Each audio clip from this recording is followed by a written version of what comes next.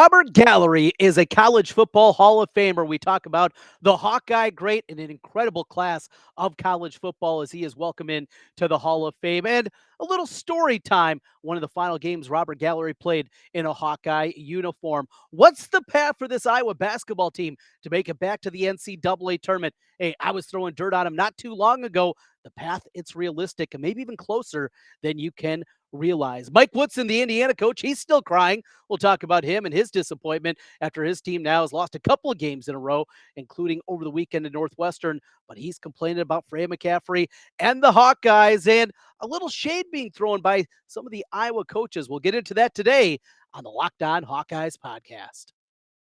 Our Locked On Hawkeyes, your daily podcast on the Iowa Hawkeyes. Part of the Locked On Podcast Network, your team every day.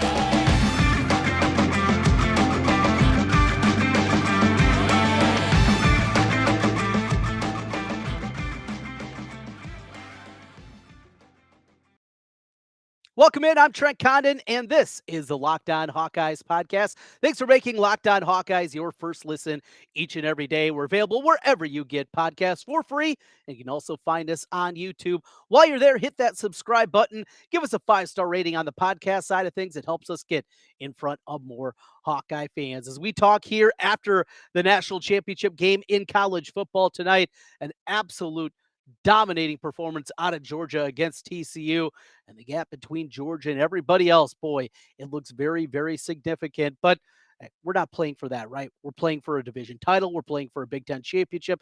We're playing ultimately to get into a college football playoff, yes, for the Iowa team, but that is a long, long ways to go. Well, one of the last times that Iowa had a realistic path to maybe even compete with those top level teams was a guy that was a part of those teams, and he was Robert Gallery for the Iowa Hawkeyes. Going back to the early 2000s as he made his way in, a tight end by trade out of high school, built him into an offensive tackle and one of the more dominating players that you're going to find in college football. You know, that 2002 team, he was the lone junior in that starting group. And, he was, though just a junior, as dominant as any of the guys. Bruce Nelson in the middle, Eric Steinbach, as good of a guard as you're going to find, and had a long, long career in the NFL. It was Robert Gallery anchoring the left side of that line, just the domination that he had. So he goes into the College Football Hall of Fame, which is a great honor because when people hear Robert Gallery, a lot of people like to throw shade at what his NFL career turned out to be. And there's this great misnomer that he was this huge bust. Now, being a second pick and not being able to be a left tackle early on in his career, I understand where that disappointment came from. Here's the difference. If Robert Gallery was coming out right now and they made the realization that he's not going to be a left tackle, maybe it's a right tackle, maybe it's inside, where Gallery ended his career, and he was excellent. His last couple of seasons when he was playing a guard and he was playing inside, he was one of the best in the game. But he had the label that went along with it, being the second overall pick, and people misconstrued exactly what his career was. If he was at the right place, or maybe he was with an organization that wasn't an absolute dumpster fire like he was with the Raiders at that time, I think it could have been a lot different. But as a college football player, and that's what this award is about, one of the most dominating players, certainly that I can remember of my lifetime, the domination that he played with. But think of this class that he's going in with, too. You got Reggie Bush, of course, stripped of his Heisman, which is an absolute joke. That's a different conversation for a different day. He goes in. You got Tim Tebow, one of the most celebrated college football players, certainly of my lifetime. Dwight Freeney, Michael Bishop of Kansas State. He was in there. Who else is in there? Eric Berry of Tennessee. He was excellent. Derek Johnson from Texas went on long career with the Chiefs. Bryant McKinney, a huge offensive lineman for Miami. Cordy Moore of Virginia Tech. Troy Vincent from Wisconsin, the defensive back. Brian Westbrook, he was at Villanova before a great career with the Eagles. D'Angelo Williams with Memphis. I mean, this is an absolutely star-studded class that you're talking about here. And for Robert Gallery to be considered in this group, just a heck of an accomplishment. But I want to do a little story time here to kick things off today. So this is a story that bounced around. I knew a few people inside the Iowa program, and how much has this grown in stature throughout the years? But go back to Gallery's senior year. Iowa coming on the heels of that 2002 year, still very good. Had a loss early in the season, early in Big Ten play against Michigan State, but they were bouncing back and played to get to a January bowl game again for the second consecutive year after playing in the Orange Bowl in 2002, the Big Ten championship, all that went along with it. They're playing to get back and playing to do something that Iowa hadn't done since the 1950s, win a January bowl game. But in order to do that, they had to go on the road to Camp Randall and beat Barry Alvarez and the Wisconsin Badgers. Things started off good. I was there in attendance. So me and my buddy Sean, you hear me and Biz when we do podcasts together, Stat Boy, it was me and Stat Boy that were there for people that know him from that way. So we drove up to the game, got up there, didn't have tickets though. All right, we're gonna tailgate a little bit, bounce a couple of bars, do the Madison thing, have a good time, right? So finally, I don't know, 45 minutes or so before the game, we're looking around. Of course, we're asking at bars and tailgates, and nobody had anything at that point in time. It was banged out, so we'll find something. We weren't too nervous, and turned out to be not too bad. Shortly after, found this nice older couple. They had a couple of tickets for us at about the 35, 40-yard line. Really good seats. We were really happy with the seats. Didn't cost a whole lot. Away we go, and they just said, "Well, you're gonna have to sit with us." A couple of Wisconsin fans, ha ha ha, and away we go in. So Iowa jumps out 7-0. It was Ramon Ochoa that made a play on an end around reverse type play. Got into the end zone on that one as Iowa took a 7-0 lead, but then it completely cratered. Iowa fell apart offensively. Nate Chandler was as bad as maybe he has ever been in a game during the first half of that one. And the story goes, they go into the halftime locker room. Right as they're going into the half, Nate Kading kicked a long field goal. Alvarez tried to ice him a couple of times, and Kading, is only Nate Kading can, I had a little something to say over to the Wisconsin sideline as they were trying to ice him over there on a cold day in Madison. But in the locker room, apparently Robert Gallery, well, he had some leadership qualities, and his leadership qualities included throwing a trash can across the room and telling guys for no uncertain terms, including Nate Chandler, we're going to have to play better than this. Iowa does exactly that. The defense was outstanding. Considine had a pick. Bob Sanders had a great pick as he went high in the air for one. And the defense ultimately held on 27-21, a goal line stand at the end in a crazy play as they swung it out on third down, out to a running back. Sanders came up, made a great tackle. They barely got the snap off, did Wisconsin, and Iowa ultimately won that game. Just a fun blast from the past as I was remembering, and the story with Robert Gallery and kind of the way that he went there in the locker room. Think of these quarterbacks. Jim Sorge was the starter for Wisconsin that day. Matt Shabert came in. I don't remember that dude. And a young John Stocco came in as a freshman. He was the one that was leading that final drive. He had the best day, but of those three quarterbacks, nobody threw for over 100 yards against Iowa. Nate Chandler had his own set of issues that day. 8 of 26, one touchdown, two interceptions, 66 yards passing. Boy, that would make Brian Ferentz blush. That stat line there, it was a lot of Russell. He was great in the game. 18, 137 yards as Iowa gets it done. And Gallery, according to lore, threw a trash can.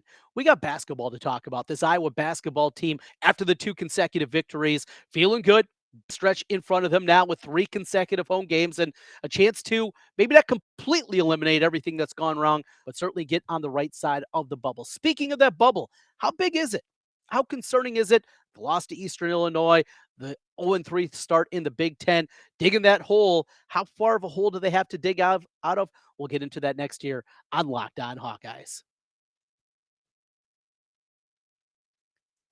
Today's episode of the Locked On Hawkeyes podcast is brought to you by Built Bar. Looking for a delicious treat, but don't want all the fat and calories? Then you have to try a Built Bar. We just got through the holidays. I know my goal, eat a little healthier this year. And if you're like me, you want to eat healthier, but you don't want to compromise taste, then I got this for you. You got to try Built. With Built, healthy is actually tasty. Seriously, they're so delicious.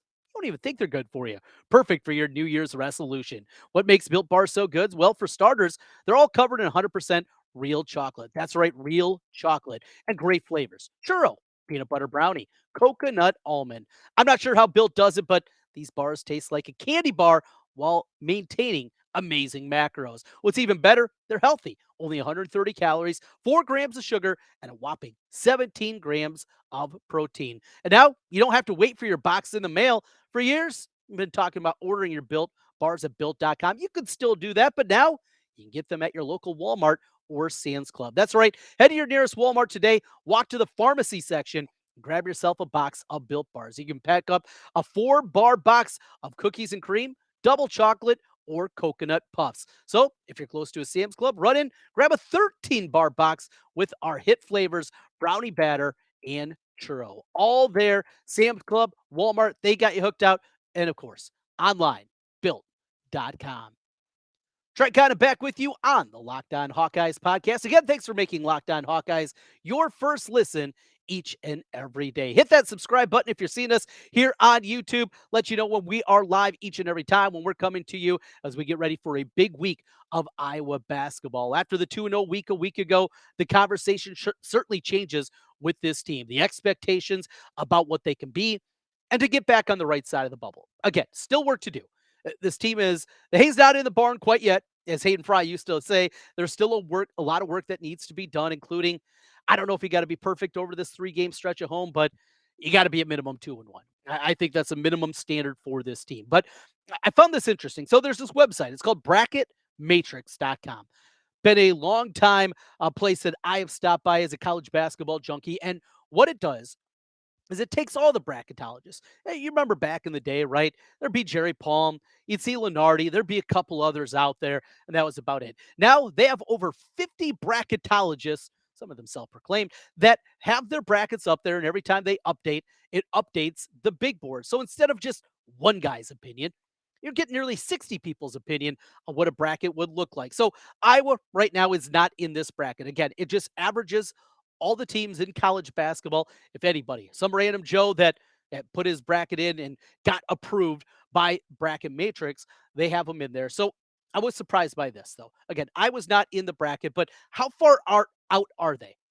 I figured maybe they show up on a couple, some that use projection systems, not where the season is right now, but where it's going to be at the end of the year. And I figured there'd be a few of those, and there are a few people that do the bracketology that way. That's what I personally like because, look, anybody can put together a bracket if it's right now, right? It's not that difficult of a process. We know what the NCAA selection committee does, and automatic bids, you plug those in, and away you go. That's easy. I like to project forward. What is this thing going to look like at the end of the year? And a few of the bracketologists that have that have Iowa in. But Iowa right now is the sixth team out of the bracket overall with all these combined brackets together. I thought they'd be more in the 12 to 15 range, not that far. Now, here's the good news.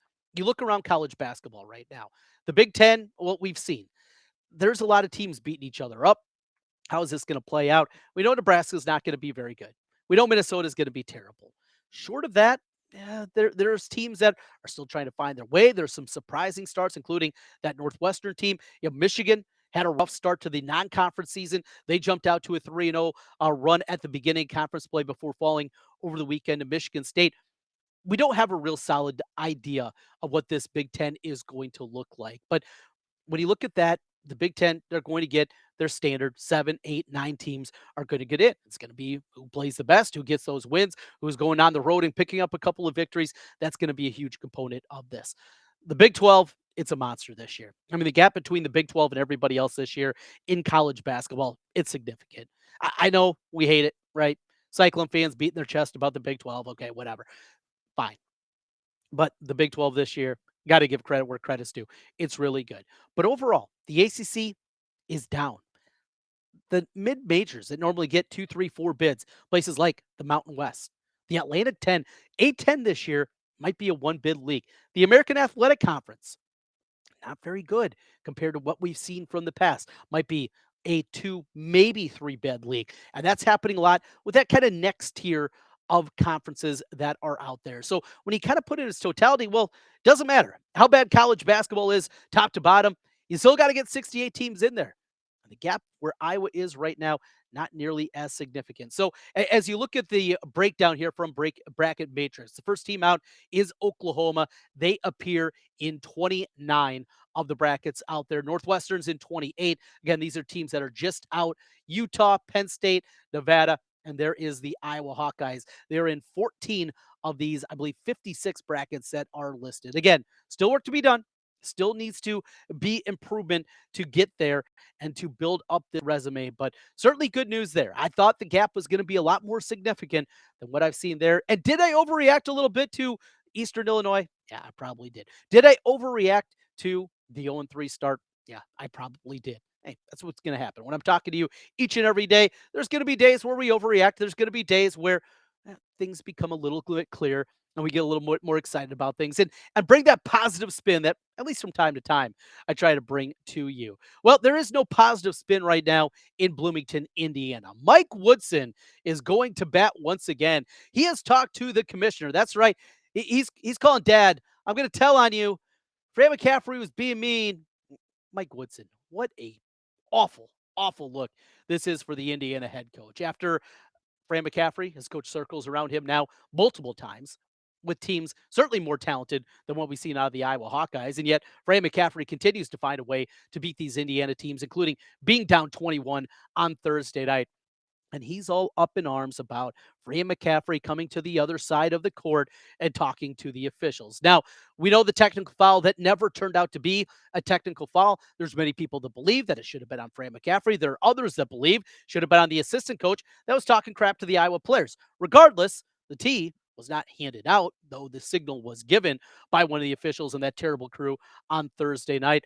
All that aside, Mike Woodson, look, you got your own set of issues. You got Rates Thompson banked up. You got Trace Jackson Davis trying to work through a back injury. You got a guard court that has been hit with injury bug itself and Xavier Johnson. Hey, figure out your own bed. You go and you, after that loss, come home for Northwestern, and you can't beat the Wildcats. And not only losing that game, but losing it in the fashion, give your head a shake, kid. I mean, Mike Woodson, this is not a good look here. Nearly a week later, and you're still complaining about Fran McCaffery. You're digging yourself a hole. And this is not a good look. And seeing a lot of the Indiana people that I know and talking to them, they are not pleased with his antics and what he is talking about. Get your team ready. Figure out how to do something against his zone. Set up some offense. Stop complaining. Stop calling up Kevin Warren and the commissioner's office and complaining that Fran McCaffery is on the other side of the court. That's not. Come on. Mike Woodson, be the adult here. Grow up. Absolutely incredible, yet still a story here at this day. Wrapping things up on the other side, a little more college football talk on the Iowa football front. Recruiting. We talked about the portal and Portal Kirk striking again over the weekend with Dejon Parker. Great move there. Huge, huge coup for Iowa to help out that offensive line, get a tackle that looks to be ready made. Very good player at the D2 level. He'll come in, help out that tackle position, something that they desperately need. What else is out there? What other possibilities are there for this team? And the odds are out for 2023 to win the college football playoff. Now we got to scroll down a ways to get down to the Iowa Hawkeyes, just how far it is.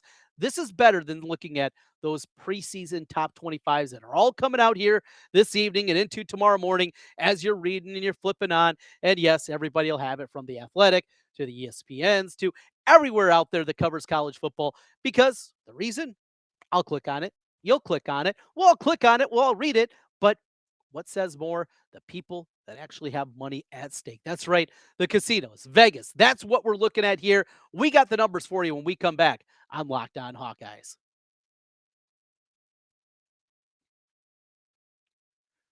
Trent Condon back with you one final time on the Locked On Hawkeyes podcast. Thanks again for making Locked On Hawkeyes your first listen every day. Make sure you check out our brand new podcast. It's Locked On College Basketball. Everything you need to know about college basketball in one place. Plus, hear from big name experts, insiders, coaches, and players. Locked On College Basketball, available on YouTube and wherever you get podcasts. Well, we got plenty of basketball coming up this week. We are going to continue to break things down and get ready for Iowa, hopefully getting back into the mix for an NCAA tournament bid.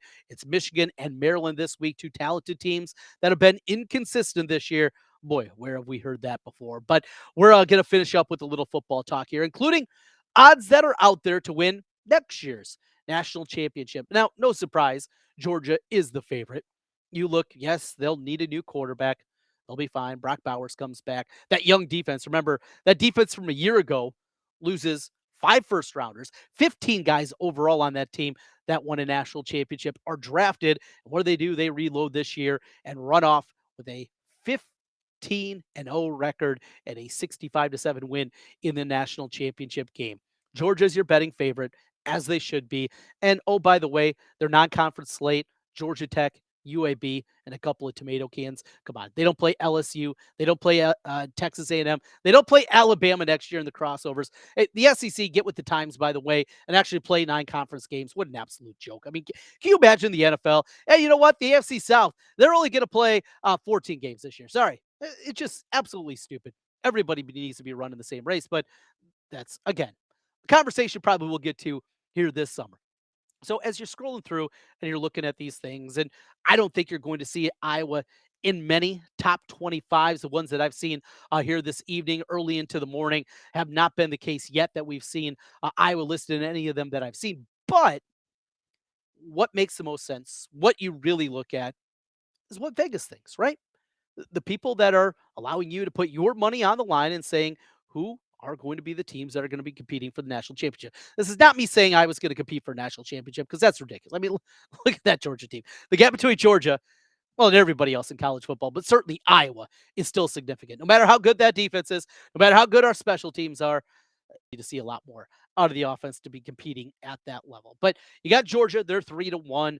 Alabama 6-1. Ohio State, Michigan, they're 7 and 8-1 respectively. So you're scrolling down a little bit more. You see Penn State at 20-1. They are the 8th team listed. This would be a more realistic top 25 to put out there. But all the way down as you scroll through, Wisconsin at 120-1. They have the 19th best odds and tied for the 25th best odds in college football are our Iowa Hawkeyes. Great to see. That tells you, yes, they're on the precipice. They're probably not going to show up, but the people that matter the most, the odds makers, see this Iowa team being right there. Wisconsin, a tick higher. We will see on that front. Also, kind of gives you a pecking order of what to believe and what to look at next year in the Big Ten West. Top odds, again, in the West are the Wisconsin Badgers. Iowa and Minnesota, both 150-1. So you kind of put them on the same tier together. And then where you see another Big Ten West team, Purdue 250-1. They're joined by State at 251. Nebraska, yeah, it's not going to happen in year number one of Matt Rule, regardless of what those Husker fans think over there. Also 250-1. But just a fun exercise to look at here, and I think a better way to see exactly where things are. As we wrap up a little recruiting talk as we wait here today at the announcement from the Hillsdale wide receiver, Isaac Tesla. We've talked about Tesla a lot here on the podcast. 6'4" receiver, put up huge numbers at the D2 level. Possibility coming in and obviously helping out this wide receiver group. Took a visit right away. His first one was to Iowa State. A week later, he went to Iowa City. In the interim, after that, in fact, he picked up a bunch of offers. He had Miami after him. He had Texas A&M after him, I believe, Arkansas, Colorado. Just finished up his last official visit. That was to go hang out with Coach Prime at Colorado. And unfortunately, at least some of the reports that are out there saw Sean Buck at 24/7, Tom Kakert and Blair Sanderson at On 3 with Hawkeye Report, both saying that it looks like Hawkeyes are going to be out of the mix. He was down to a final two, and Iowa didn't make the cut. It's either going to be Iowa State or Arkansas.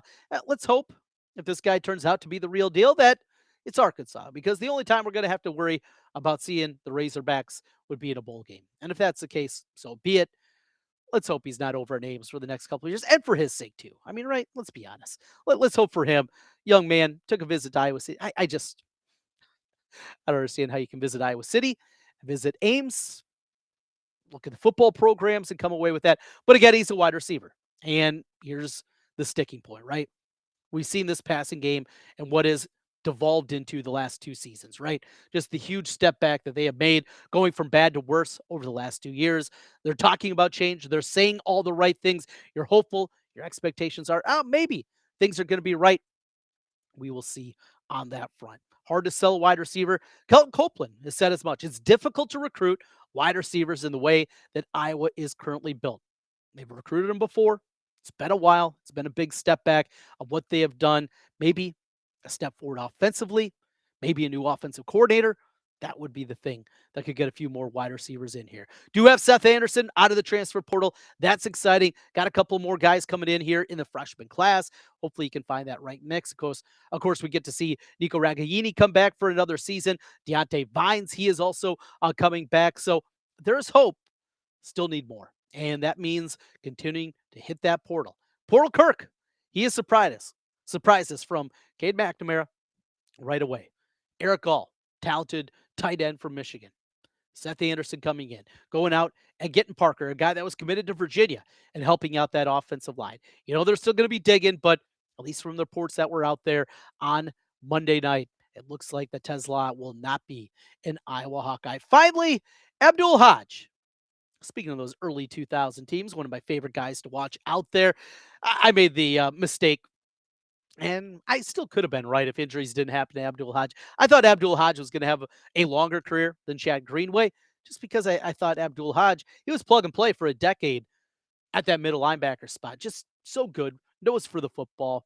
Injuries, and I think it was a knee injury that ultimately derailed things for him. But he's back in Iowa City, getting ready for another year in his early tenure with the Hawkeyes in year number 2. Threw a little shade, though, at Caden Proctor as he quote tweeted something talking about Linderbaum and something from the Ravens site talking about his rookie campaign. Played all but 2 snaps this year, started every game, played an incredibly high level, one of the best offensive linemen and best centers already in the NFL, and said, well, thank God he settled in Iowa. We remember the comments from Caden Proctor. It's still, that coaching staff, I think, still a little sour on the way that one played out. I think we're all a little sour. Ultimately, he's going to Alabama, Iowa. They'll continue to build things heading in the right direction. Now we await the fate of the offensive staff in Iowa City, and with it, probably the offensive staff in New England. Does Bill O'Brien go back to New England? Does he bring his buddy Brian Ferentz back with him? Those are the questions that remain. Thanks again for making Locked On Hawkeyes your first listen each and every day. Again, our new college basketball podcast, Locked On College Basketball, with our experts, Isaac Shoddy and Andy Patton. They bring you everything you need to know on and off the court. Hear from big name experts, coaches, players throughout the college basketball landscape. It's Locked On College Basketball, available on YouTube and wherever you get podcasts. Hoping to track down LaShawn later in the week. We'll talk some football with him. Biz is also going to stop by. Hopefully, we'll get those guys in here. Get ready for the Iowa-Michigan game. Iowa women back at it. Look at wrestling, what's going on. It's a busy time in Hawkeye sports, and before you know it, we're going to have some baseball and softball as well, track and field, all kinds of things going on. Saw, and in fact, I tweeted it out on the Locked On Hawkeyes account. The new uniforms for the softball team, pretty sweet. Take a look at it. We'll be talking a whole lot more here throughout the week. We'll talk to you tomorrow, and go Hawks.